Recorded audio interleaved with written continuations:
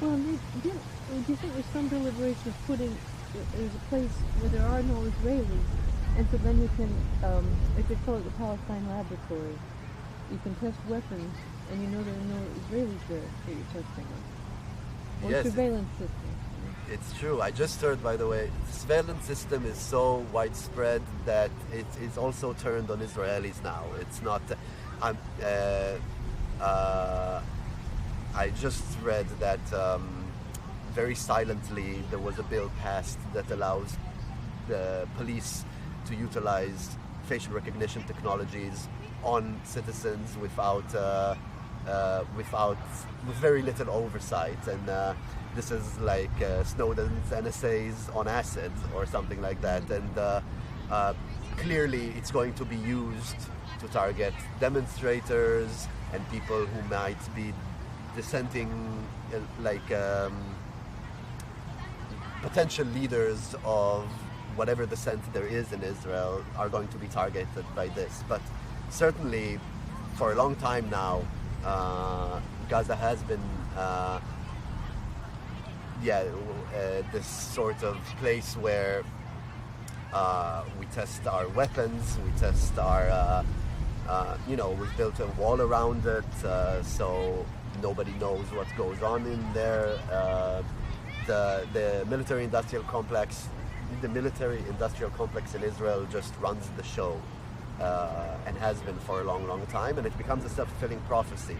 So the West Bank and Gaza are these places where our war-making capabilities just gets tested out once every few years, and there's always the story why it's necessary, and it's always very, very weak.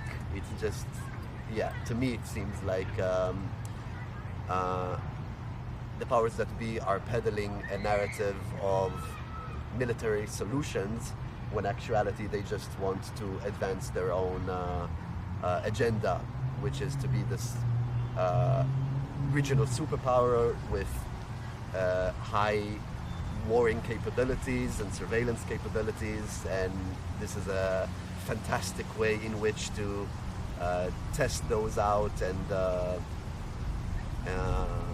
cement your power.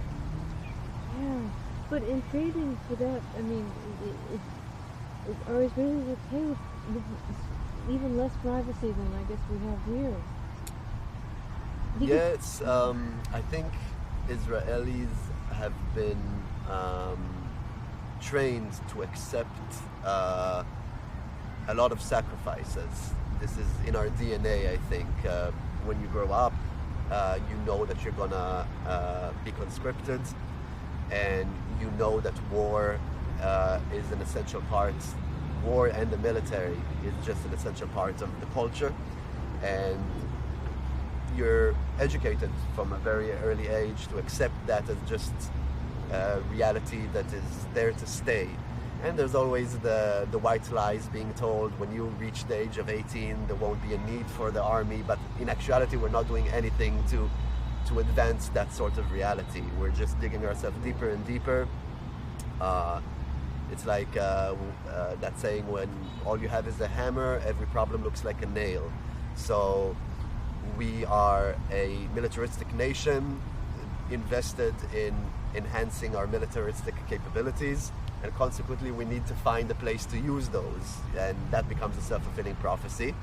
And the other side of that coin is it also the mistrust and the fear of the other becomes a self-fulfilling prophecy.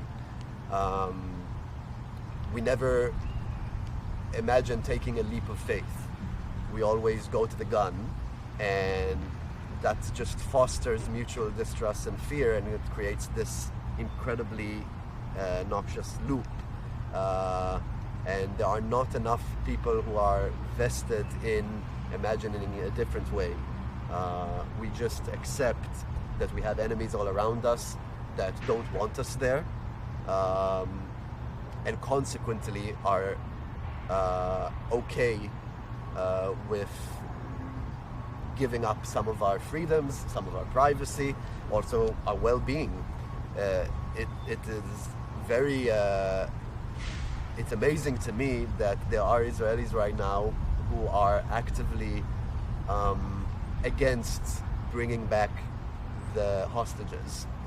And this only goes to show for me just how off the bend we are, where our own citizens view citizens just like them in this horrible, horrible situation, but they just accept that this sort of thing might happen, and if it does happen, we need to stay strong.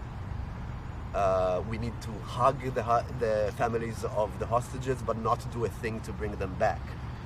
So I think this is a good telltale of just we've been inculcated to accept a horrifying contract between state and citizenry when it comes to our physical well-being, our privacy. This reality of endless war. We're just accepting it, you know, and nobody's offering